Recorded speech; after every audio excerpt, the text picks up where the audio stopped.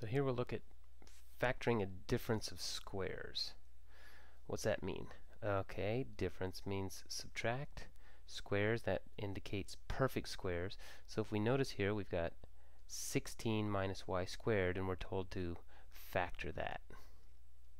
Right? 16 is a perfect square, and y squared's a perfect square. So here's some information that is really helpful to memorize, maybe even put in your notebook.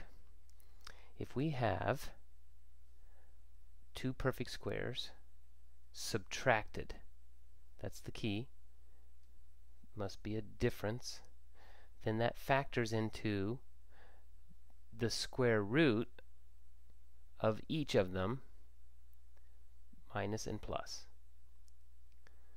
So you want to know why that's true, don't you? So here we go, our little thought bubble.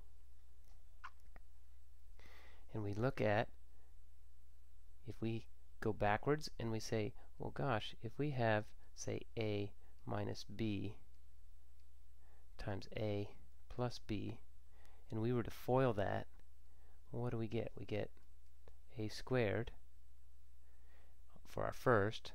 Our outer is a positive ab, and our inner is a negative ba, which I'm going to write as a negative ab. And then our last is a negative b squared. And notice the positive ab and the negative ab go to 0. They disappear. And all we're left with is just the a squared minus b squared. So if those are equal to each other, a minus b times the quantity a plus b, what do you know? There's our formula. We like formulas because it helps us recognize patterns. And in this case, our pattern says if you have a square and a square with a minus in the middle, then you can just square root each one. Let's look at how that works for this problem.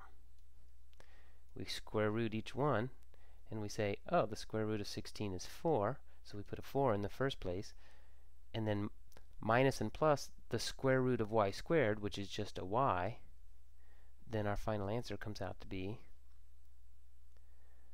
a 4 minus y times the quantity 4 plus y.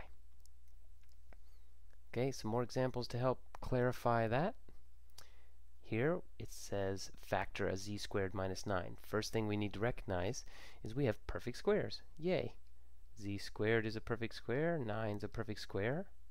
So our formula says that we can just take the square root of each and write them as a sum and a difference. So the square root of z is a z, square root of 9 is a 3, and one's going to be a plus and the other is going to be a minus. And it doesn't matter which is which first. You could write it z plus 3 times z minus 3 or z minus 3 times z plus 3, either one. So it's that easy. When we recognize a pattern, we have a formula that helps. Here's another clarifying example. Sometimes they get a little more complex. No big deal.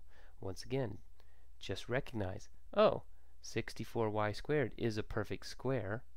Square root of 64 and square root of y is an 8y.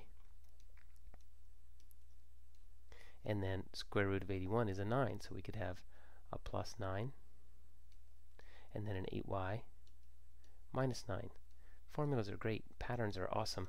Make things easy. Getting them in your brain, that's the challenge. So have fun with this.